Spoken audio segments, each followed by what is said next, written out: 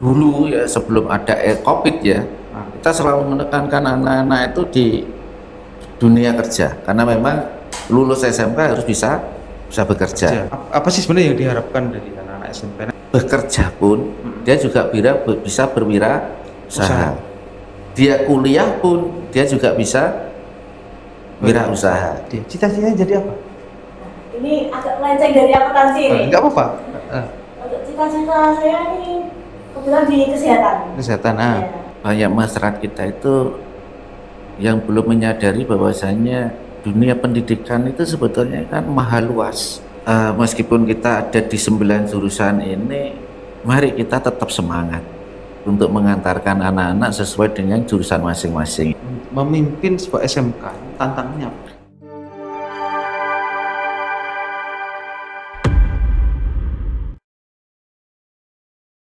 Selamat datang di Radar Bojonegoro Podcast, program yang akan mengedukasi dan menginspirasi kita semua. Setelah hadir di studio, 3 narasumber, 1 orang kepala sekolah dan 2 orang siswa. Siapa mereka? Kita kenalan langsung ya. Selamat siang, Pak Rudi Agus Setiono. Selamat siang. Selamat siang. Ini Mbak siapa? Bisa kenalan? Mbak Anita, satunya? Mbak Fadia. Oke, Pak Rudi ini adalah Kepala SMKN 1 Bojonegoro. Kita akan bicara lebih lanjut, kita akan bahas lebih lanjut apa aja nanti, bagaimana apa aja perjalanan Pak Rudi ini membawa SMK selama ini menjadi kepala sekolah, membuat kepala sekolah ini menjadi cukup maju gitu. Oke Pak Rudi, sejak berapa lama Pak Rudi menjabat di SMKN 1 Bojonegoro? Saya di SMK Negeri 1 Bojonegoro itu mulai per 1 Oktober 2023. Jadi nanti di 1 Oktober 2024 ini nanti 1 tahun. 1 tahun. Baru 1 tahun di SMK Negeri 1. Tapi jadi kepala sekolah sudah cukup lama. Saya mulai dari 2016. 2016. Jadi 10 tahun. 8 tahun. 8 tahun ini saya dulu pernah pertama kali perjalanan ya. Saya jadi kepala sekolah SMK Negeri 1 Sumberjo. Sekaligus saya PLT di SMP 3 Sumberjo. Oh iya. Ya. Kemudian 3 bulan kemudian saya ditarik sama bapak ya. Saya harus mengisi di SMK Negeri 1 Ngambur. Oh, Ngambur. Ya. Kemudian 1 tahun kemudian saya harus PLT di SMK Negeri Purwosari. Dan sekaligus 6 bulan kemudian saya ditetapkan di SMK Negeri Purwosari ya. Sampai dengan kemarin saya di SMK Purwosari mulai 2018 sampai ya. 2023. Sampai 2023 selama 5 tahun saya di sana ya. Tetapi banyak tugas tambahan juga. Saya juga pernah PLT di SMK Negeri Margomulyo itu 22 bulan. Kemudian di SMK Negeri Singgahan Tuban itu pun juga 11 bulan. Kemudian pernah juga PLT di SMK Negeri 1 Bendo Magetan. Itu sekolah itu sekolah yang terbesar di Magetan. Saat di Purwosari. Iya, saat di Purwosari. Jadi saya di Definitif Purwosari saya diberi tugas dan kepercayaan untuk ini. Dan yang terakhir kemarin saya masih juga dikasih tambahan selama 40 hari sebagai PLH di SMK Negeri 4. SKI 4 Bojonegoro ini. Jadi meskipun dalam kurun waktu 8 tahun ini sudah ada berapa itu 1, 2, 3, 4 ya 5, 6, 7, 8, 9 SMK. Oke. Ya. Oke Pak Rudi, ini Pak Rudi ini menjadi kepala SMK ini sudah banyak SMK. Kira-kira Pak Rudi ini anak-anak SMK ini sepertinya kan ada banyak jurusan. Betul.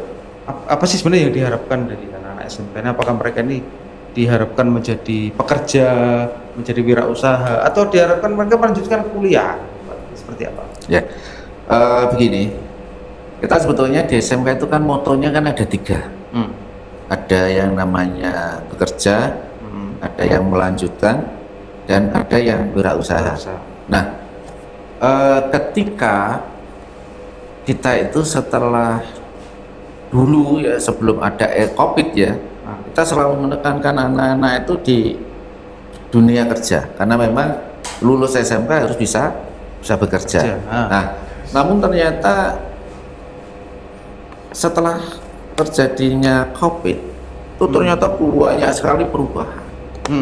Perubahan yang mendasar semuanya, ya dari sisi manapun semuanya berubah. Nah, sehingga kita sekarang ini, saya secara pribadi juga akhirnya kita mengambil langkah yang ketiga. Kita tetap mempersiapkan yang bekerja sesuai dengan talenta dan jurusannya, mungkin anak sesuai ya. Kita juga menyiapkan anak yang melanjutkan, ya. Tetapi yang ketiga ini, ya kita pada akhirnya membelajarkan kelas kewirausahaan pada anak, sehingga apa?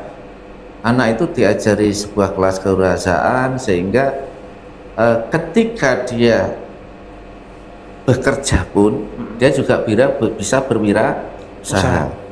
Dia kuliah pun dia juga bisa wirausaha. Dalam artian ini yang ada anak ini juga ketika dia kuliah dia masih punya waktu luang, ya dia pernah apa, diajari apa di sekolah, kewirausahaannya apa. Nah, ini juga bisa dikembangkan untuk apa? Sedikit banyak membantu untuk standar pembiayaan dia kuliah juga. Gitu loh. Apalagi sekarang ini ada yang namanya sekolah pusat keunggulan juga kan, ya, termasuk SMK 1 ini saya melihat ada 9 jurusan, ya, dan itu tidak mudah kita untuk ini, ya. Tetapi saya menyemangati teman-teman, ya, mari meskipun kita ada di 9 jurusan ini, mari kita tetap semangat untuk mengantarkan anak-anak sesuai dengan jurusan masing-masing ini. Sekaligus mari kita anak itu kita bekali dengan berbagai macam kelas kewirausahaan, ya. Seperti halnya sekarang ini yang kemarin dari SMKPK itu juga ada program guru IPAS, ya. IPAS itu juga harus punya inovasi, ya, inovasi pada anak. Sehingga kemarin saya tanya, gimana Ibu? Ya Bapak, kita cari yang mudah aja, mudah dan simpel, tapi itu disukai orang banyak. Salah satu contoh tempe. Tempe pun namanya tempe premium, bukan tempe biasa, tempe premium yang bisa bertahan sekitar 3-4 hari. Seperti itu. Kemudian anak-anak juga diajari frozen food, ya. Frozen food. Ya. Jadi makanan yang bisa diawetkan di almari es. Oh gitu, frozen food. Ya, sekarang kan banyak di mall-mall itu kan banyak ya frozen food itu. Itu 2 diantaranya. Kemudian juga kebetulan di SMK 1 pun juga ada yang namanya jurusan pariwisata. Di sana ada kuliner, ada idutel, ya. Jadi anak-anak itu diajari nyata.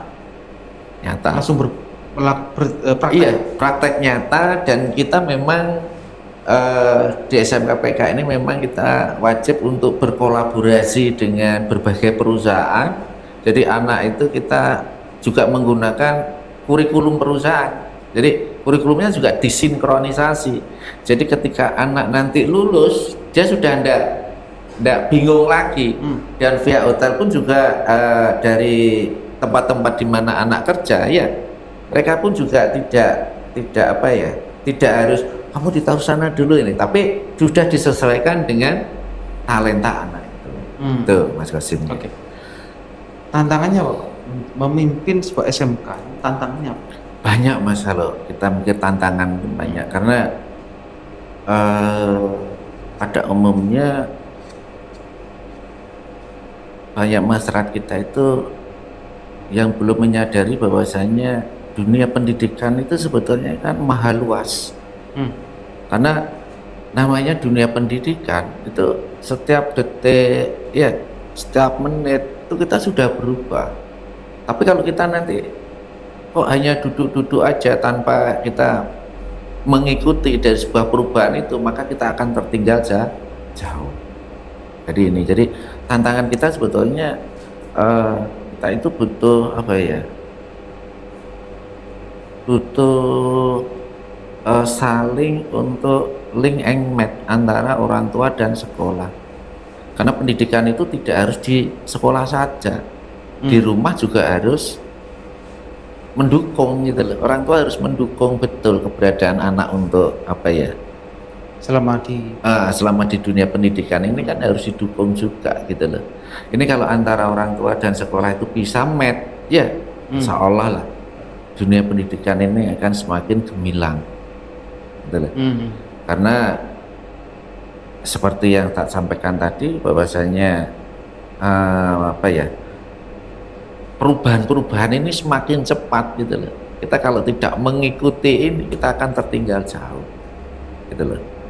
Nah, kalau masalah kendala sih ya banyak untuk saat ini banyak. Tetapi teman-teman tak ajak untuk mari kita semangat ya, kita tetap mengikuti alur dari arah dunia pendidikan ini. Yang penting kita bisa mengantar anak sesuai dengan talenta masing-masing, sesuai dengan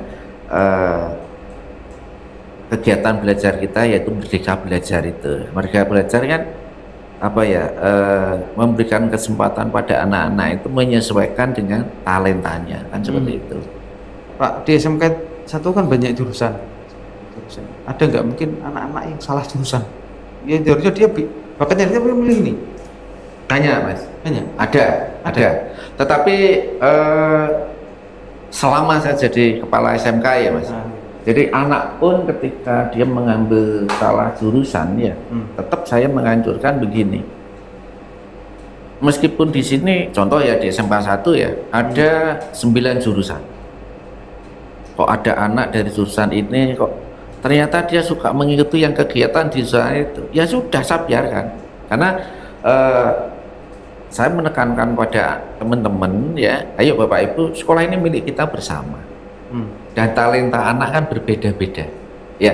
Tetap anak itu biar tetap di jurusan, dia juga belajar sampai sebatas kemampuan dia ya. Tetapi kalau dia kepingin mengembangkan ya bakat dan minat dia, itu contoh dia dari akuntansi kok senangannya masak, ya sudah, kalau memang dia ada peluang untuk belajar di masak ya kita biarkan aja. Jadi kita memberi kesempatan anak-anak, karena itu sekolah itu milik bersama, kita kelola bersama ya, kita beri anak-anak untuk kebebasan untuk mengikuti kegiatan. Apakah ada Pak saat pendaftar itu mungkin mungkin bahasanya apa ya, asesmen gitu mungkin, biar anak itu bisa diarahkan, oh kamu itu cocoknya di sini. Apakah ada seperti itu? Ada. Jadi di setiap kali kita akan mengadakan apa ya, penerimaan siswa baru. Jadi saya selalu menganjurkan harus ada petanya, peta pendaftaran. Jadi ketika anak datang itu harus kemana dulu, ini dulu harus ada. Dan salah satunya adalah ketika anak datang ya harus masuk di pusat informasi. Nah, dia dimasukkan di aula ya, anak-anak diberitahu ini loh jurusan yang ada di SMK Negeri 1 itu seperti ini. Nah, dari masing-masing di sana ada videonya. Ini ketika kamu mau ambil jurusan akuntansi, nanti proses pembelajarannya ini. Hasil akhirnya seperti ini. Nanti kalau kamu ada di hotel, anak-anak, ya ini pembelajaran ini. Ya, nanti kamu bisa belajar langsung di edutel kita. Kita juga sudah punya hotel, itu tempat pembelajaran magang anak langsung, ya, juga pembelajaran setiap hari secara langsung bagaimana untuk mengelola, ya. Ya langsung gitu. Nanti bagaimana yang di kuliner, ya dikenalkan semuanya gitu.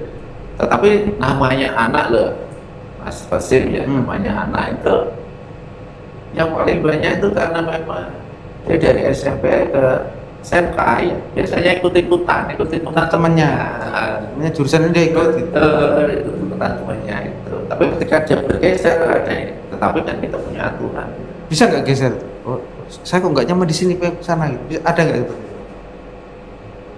Selama ini Belum ada.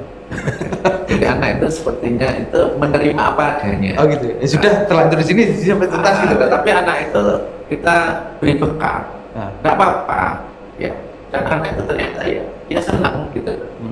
Contoh ini ya, kita itu ada yang namanya extra fashion. Extra fashion itu kan dari susana ya. Ternyata yang mengikuti itu 9 jurusan itu wah seneng mas, seneng. Jadi Bu, saya dari akuntansi boleh enggak? Saya boleh.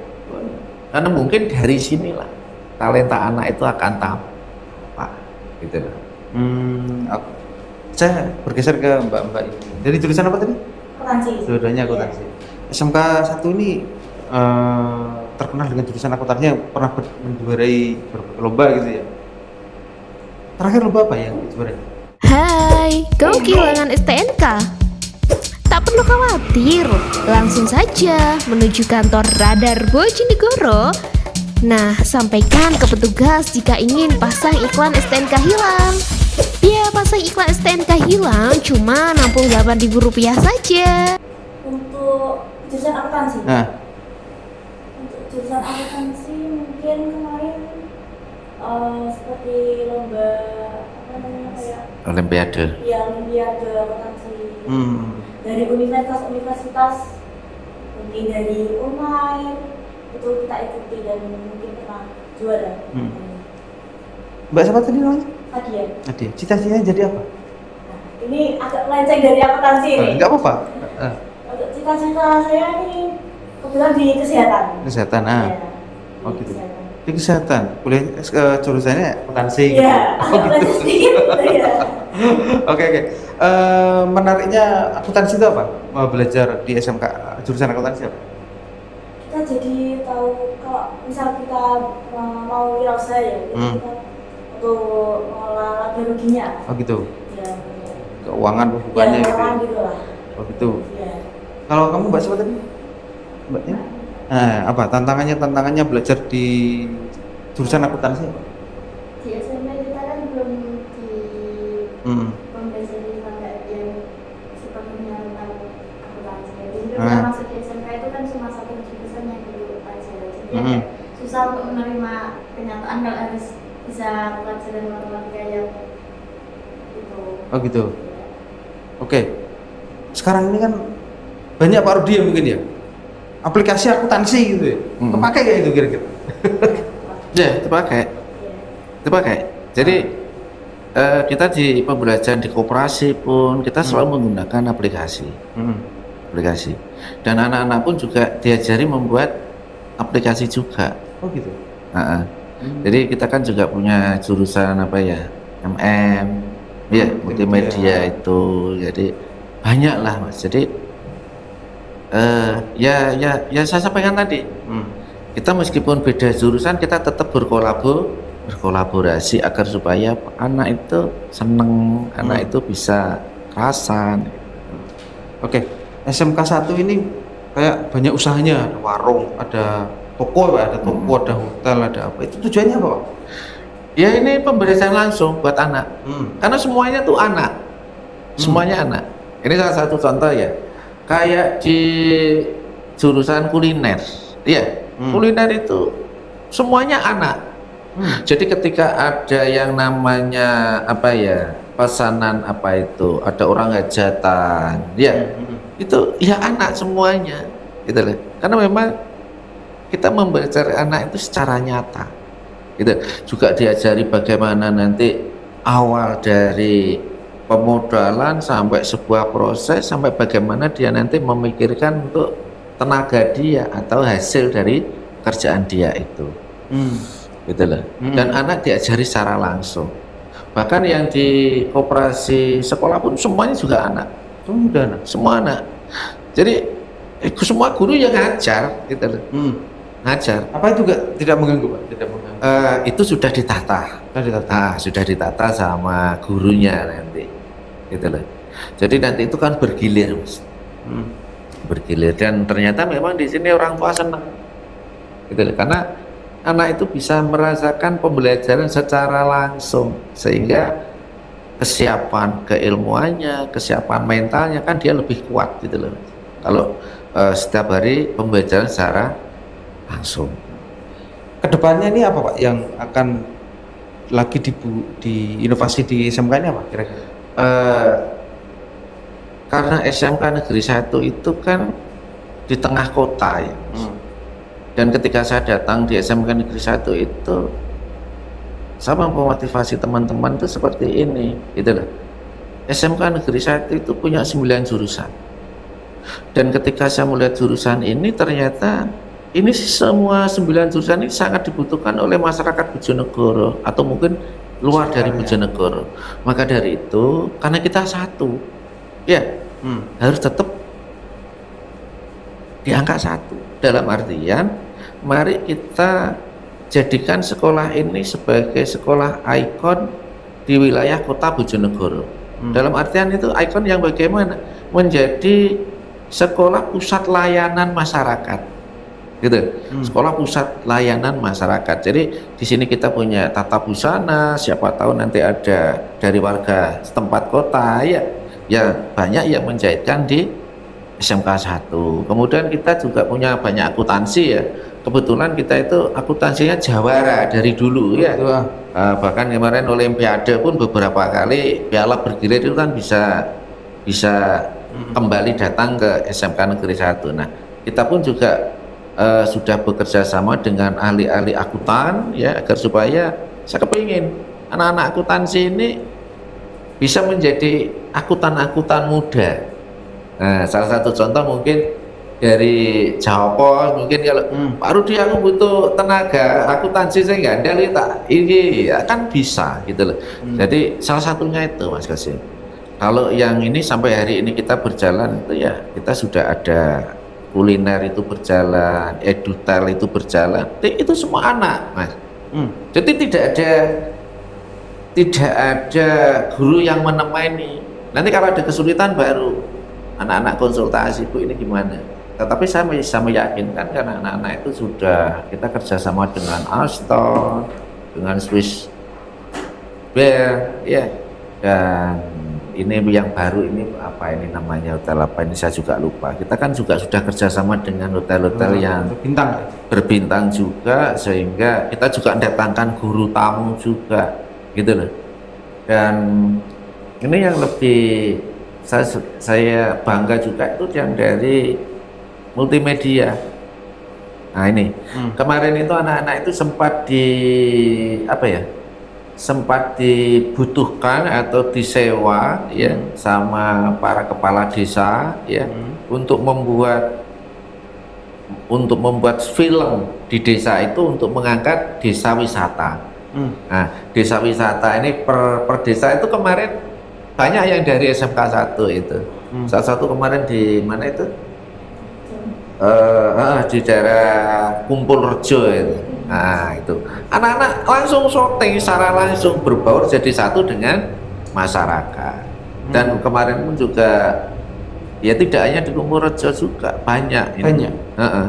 Jadi dari sinilah kita itu kalau melihat anak muda-muda sekarang kalau mau berkiprah ya kita kan selaku orang tua itu kan bangga, kita seneng gitu loh, karena kita sudah mengarahkan ke hal-hal yang baik untuk masa depan seperti itu. Oke, terima kasih banyak Pak Rudi.